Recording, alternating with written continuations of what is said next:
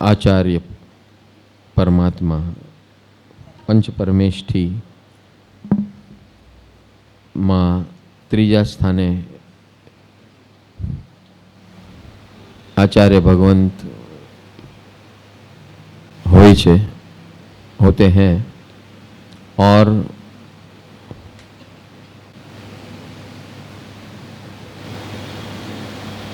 आचार्य भगवंत आचार्य यानी क्या? जब नौ पद की बात होती है तो वहाँ कोई फिजिकल एंटिटी की बात नहीं होती है, गुणात्मक बात होती है। नौकार मंत्र और नौ पद ये दोनों के अंदर जो भी क्रम है वो गुणात्मक क्रम है,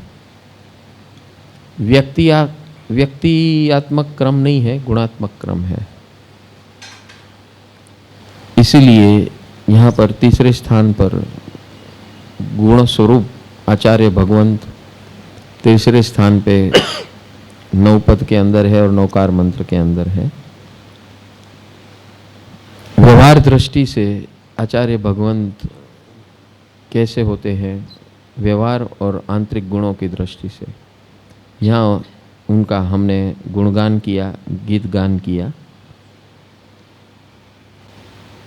नेतृत्वधारी होते हैं जिन शासन के तीर्थंकर परमात्मा ने जो शासन की स्थापना की है उस स्थापना को वो आगे बढ़ाते हैं। तीर्थंकर परमात्मा ने जो मार्ग बताया, भाव बताए, व्यवस्थाएं बताई, वो मार्ग, भाव और व्यवस्था को आगे बढ़ाने वाले अगर कोई है तो वो है आचार्य भगवंत। ये व्यवहार रूप से। गुणात्मक रूप से उनकी अंतर स्थिति और अंतर दशा कैसी होती है? गुणात्मक रूप से यहाँ बताया गया है कि तीर्थंकर परमात्मा की गैर हाजिरी में उनका रोल साक्षात तीर्थंकर परमात्मा जैसा होता है। वो तीर्थंकर परमात्मा को रिप्लेस नहीं कर सकते हैं, लेकिन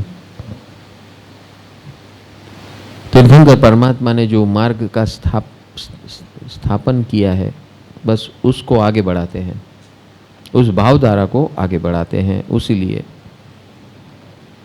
उन्हें तीर्थंकर सम सूरी भगवान यानी कि तीर्थंकर की तुलना में वो उनके डेप्यूटी होते हुए जब तीर्थंकर हाजिर नहीं होते हैं तो तीर्थंकर का रोल निभाते हैं।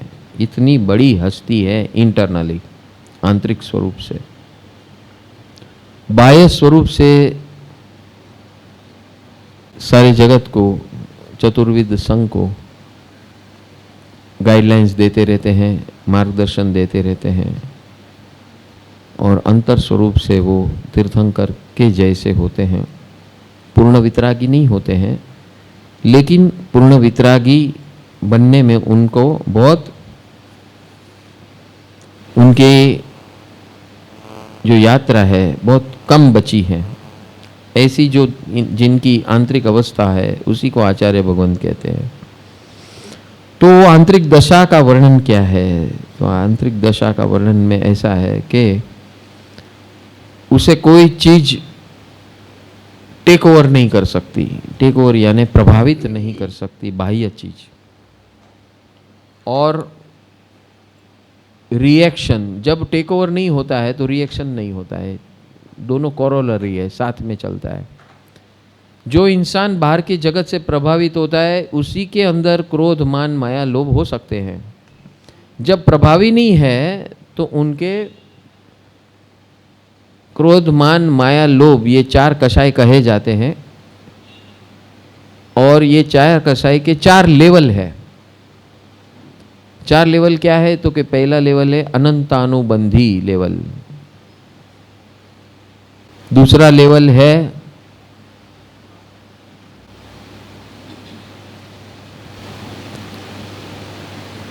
प्रत्याख्यानी कषाय, अप्रत्याख्यानी कषाय, और फिर फोर्थ लेवल है संज्वलन। ये चार लेवल के कषाय है। कषाय यानी क्या? कषाय यानी अंदर जो झंझावात होता है, किस चीज का? ये different levels of excitation. Excitation को शास्त्र में क्रोध कहा है। हम जिसे एक्साइटेशन कहते हैं शास्त्र में उसे क्रोध कहा है। तो वो क्रोध के लेवल्स कितने हैं? तो वो क्रोध के लेवल 4 है। एक क्रोध यानी एंगर। दूसरा लेवल क्या है क्रोध का? तो कि दूसरा लेवल है मान कषाय। मान यानी कि सबसे वो डिमांड करते हैं, भाई एवरीबडी शुड ओबे मी, नहीं ओबे तो आउट। यानी कि ओबे मी एक अलग चीज होती है, उस सामने वाले के हाथ में। आप जबरदस्ती अपना प्रचलन करते हो तो वो है मान कषाय। और अगर वो नहीं होता है तो बड़े डिस्टर्ब होते हैं, और जो डिस्टर्बेंस है वो भयंकर क्रोध होता है। तो सेकेंड लेवल ऑफ क्रोध। थर्ड लेवल ऑफ क्रोध माया। सेकेंड लेवल पे क्या होता है? सेकेंड लेवल पे ये है कि उसका पुण्य है, उसकी अचीवमेंट्स है, और उसे मान सम्मान चाहिए रेगुलरली, कंसिस्टेंटली। कोई उसके भाव नहीं देगा तो वो भड़केगा और आपको तगड़ देगा। इसे मान कषाय बोलते हैं। माया क्या होती है? माया ये होती है कि आपके मुंह पे कुछ नहीं बोलेगा, बड़ा मीठा बनेगा, लेकिन आपको पता ही नहीं चलेगा कब काट दिया। इसको माया कहते हैं। तो ये तीव्र, ये इसकी थर्ड लेवल बोला है क्योंकि ये और खतरनाक है। अभी उसका बाप कौन? तो क्या ये तो एक क्रोध है जो दिखता है। दूसरा लेवल है मान, वो भी दिखता है। माया कभी दिखती नहीं है, माया छुपी हुई रहती है। वो स्माइलिंग फेस, एकदम फिनिश गुड्स, सोफिस्टिकेशन, सब कुछ आपको पता ही ना चले सालों साल तक के अंदर क्या चल रहा है। तो ये माया कही जाती है। तो ये माया बहुत खतरनाक है। ये क्रोध है, थर्ड लेवल क्रोध खतरनाक है। सबसे क्रूर व्यक्ति होते हैं और निर्लज भी होते हैं ऐसे व्यक्ति, मायावी। लज्जा नहीं होती है और क्रूर भी होते हैं। चौथा उससे भी खतरनाक लेवल है, वो है लोभ। ये भी क्रोध है। लोभ यानी हमेशा जमा करो इकट्ठा करो, जमा करो इकट्ठा करो, लाओ लाओ लाओ लाओ, आओ आओ आओ आओ, आने दो आने दो आने दो आने दो, जाने दो कुछ नहीं, सब आने दो, जमा करो जमा करो जमा करो। ये लोभ। यानी कि हम ये जो शरीर बनाए हैं वो भी आने दो से ही आया है। माँ के कोख में माँ काम नहीं करती, वो हेल्प करती है। काम तो हम खुद करते हैं, लाओ लाओ लाओ लाओ लाओ लाओ। और पैदा होने के बाद भी लाओ लाओ लाओ लाओ। हाँ, पैदा होने से रोना धोना शुरू कर दिया और अंत तक रोते धोते। ये रोने का हम लोग समझते हैं कि 6 महीने के 8 महीने के 1 साल हुआ तो रोते नहीं है। ऐसा नहीं है, अंत तक मृत्यु तक हम रोते हैं। बोलो रोते हैं कि नहीं? विषय बदल जाते हैं, टेक्निक रोने की बदल जाती है, स्टाइल बदल जाती है, लेकिन रोना चालू है। कॉमन फैक्टर इज रोना। तो ये हमारा रोना सतत चालू ही रहता है बस। तो ये 4 प्रकार के क्रोध है और उसके 4 लेवल यानी अनंतानुबंधी।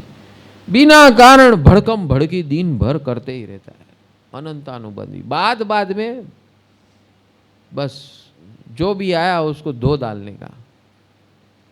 हाँ, चालू ही रहता है। क्रोध, मान, माया, लोभ, सब का combination, combo plan, continuous frustration, ये सब चलता ही रहता है।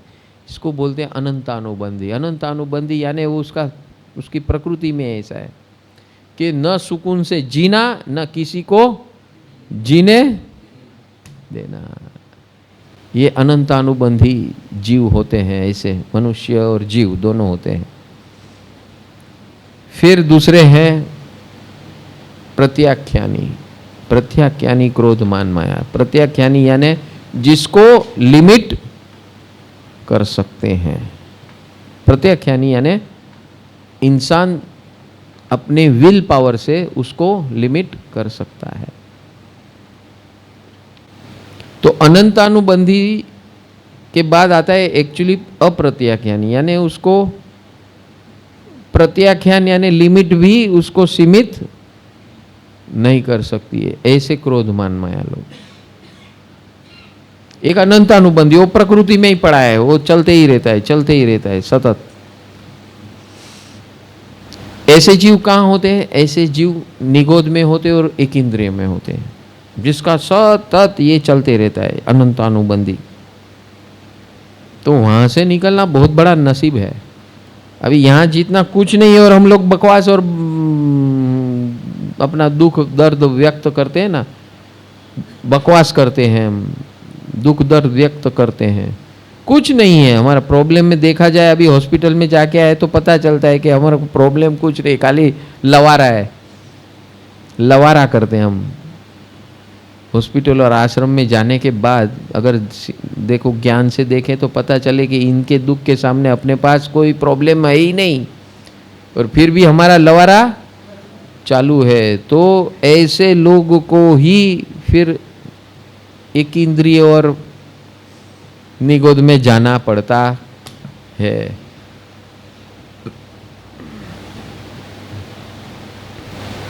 फिर प्रत्याख्यानी यानी लिमिटेड, लिमिट करने की, लिमिट कर सकते हैं ऐसे क्रोधमान माया लोग। तो हम ये जो आराधना साधना करते हैं उसका रोल क्या है? क्या करने का है? लिमिट। क्रोधमान माया लोग। और संज्वलन, संज्वलन एकदम सूक्ष्म, फिर होता ही नहीं है, वो खाली आंतरिक होता है, आंतरिक में भी सूक्ष्म होता है। और सूक्ष्माति सूक्ष्म क्या है? तो बोले संज्वलन लोभ 10वें गुण स्थानक पे जाता है। जैसे वो गया तो वितरागता पटाक करके आ गई। वो क्या है? संज्वलन लोभ, यानी कि हमारी जो इकट्ठा करने की परिग्रह जो वृत्ति है ना, परमाणु से शुरू होती है। आज हम पैसा पैसा करते हैं, लाव लाव करते हैं, वस्तुओं के बारे में लाव लाव, पैसे के बारे में लाव लाव करते हैं, लेकिन वो लाव लाव स्थूल है। जैसे जैसे उसका क्रम कम होते जाता है वैसे वैसे लोभ तो चालू ही है, परमाणु का लोभ है, परमाणु को हम अट्रैक्ट करते जाते हैं। फिर एंड में जब वो लोभ भी छूटता है, सूक्ष्माति सूक्ष्म लोभ छूटता है, तब वितरागता प्रकट हो जाती है। 10वें से सीधा वितराग गुणस्थानक, और फिर कैवल्य तो कंपलसरी, वितरागता आ गई तो कैवल्य कंपलसरी 13वें गुणस्थानक में, उसमें टाइम नहीं लगता है। अंतर्मुहूर्त 48 मिनट्स में। 8वें से 13वें पे जाने में बहुत ज्यादा समय नहीं लगता है, मिनट्सों में होता है काम। हाँ, मेन ब्लॉकेज कहाँ है? 7वें से 8वें जाने का, जिसे अपूर्वकरण कहते हैं। तो ये आचार्य भगवान कहाँ है? तो बोले 6ठे 7वें में है। आचार्य भगवान गुण के क्रम के हिसाब से, आंतरिक गुण के क्रम के हिसाब से कहाँ पर है? 6ठे और 7वें में, यानी कि वो हमेशा मस्ती में रहते हैं, वो बंधन बिंधन कुछ नहीं है। उस इनके अंदर कौन सा प्रकार का कषाय चलते हैं? तो उनके अंदर प्रत्याख्यानी और संज्वलन। संज्वलन तो तभी शुरू होता है जब हम गुण अपूर्वकरण में आ जाते हैं, तब संज्वलन कषाय शुरू होते हैं। लेकिन तब तक तो आचार्य भगवान को मंद प्रकार के ये क्रोधमान माया लोग होते, बहुत मंद, वो दिखते ही नहीं, हमारे जैसे तो को तो दिखे ही नहीं, उनको खुद को ही पता चलती है। So that is the internal status of आचार्य भगवान, and that is important here. नवपद और नौकार मंत्र के अंदर हम लोग जो जिनका पूजन और भजन करते हैं, कीर्तन करते हैं, जाप करते हैं, ऐसे आचार्य भगवान का। नमो झिणाणम।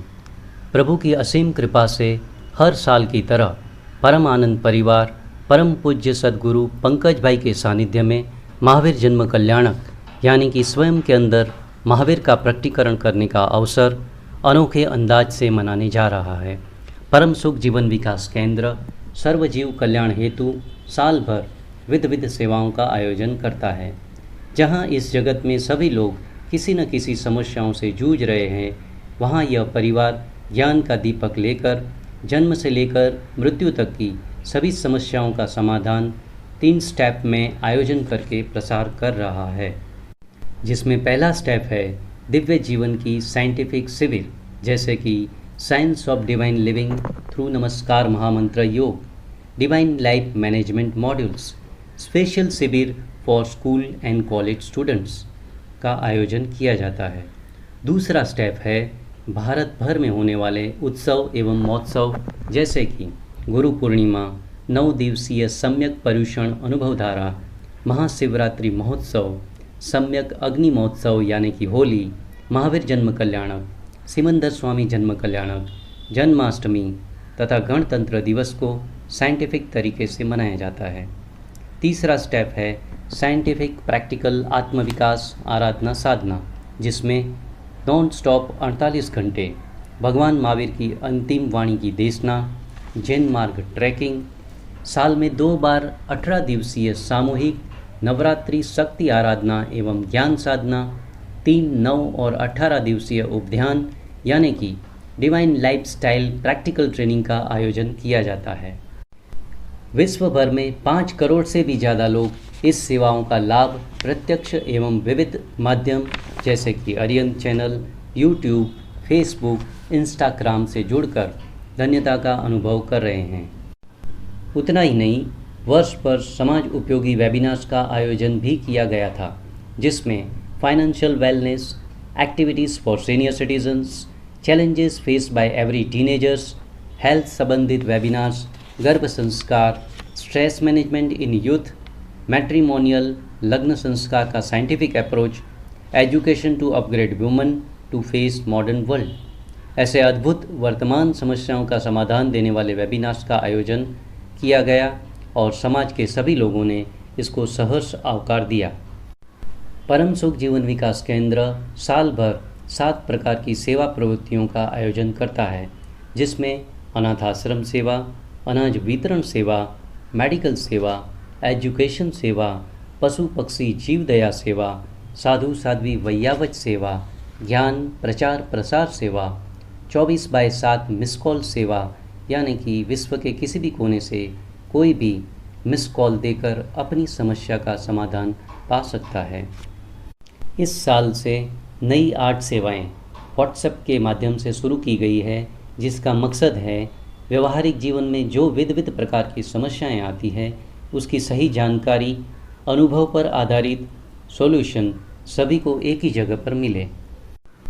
इस सेवा का नाम रखा गया है पैप्स यानी कि परम आनंद परिवार समाज सेवा, जिसमें PAPS parents, PAPS senior citizen, PAPS youth, finance, health, women's, matrimonials, spiritual PAPS, इन सभी व्हाट्सएप सेवाओं में रजिस्ट्रेशन करवा के इस सेवाओं का लाभ लें, ऐसी आप सभी से प्रेरणा है।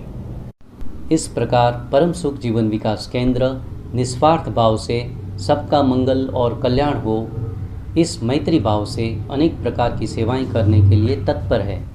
इन सभी सेवाओं को जन जन तक पहुंचाने के लिए आपका तन मन समय देकर तथा इस महासेवा यज्ञ में आपके धन का सहयोग करके आपका एवं आपके परिवार का मंगल करें, ऐसी मंगल प्रेरणा करते हैं। नमो जिणाणम। I thank you all. God bless you all. नमो जिणाणम।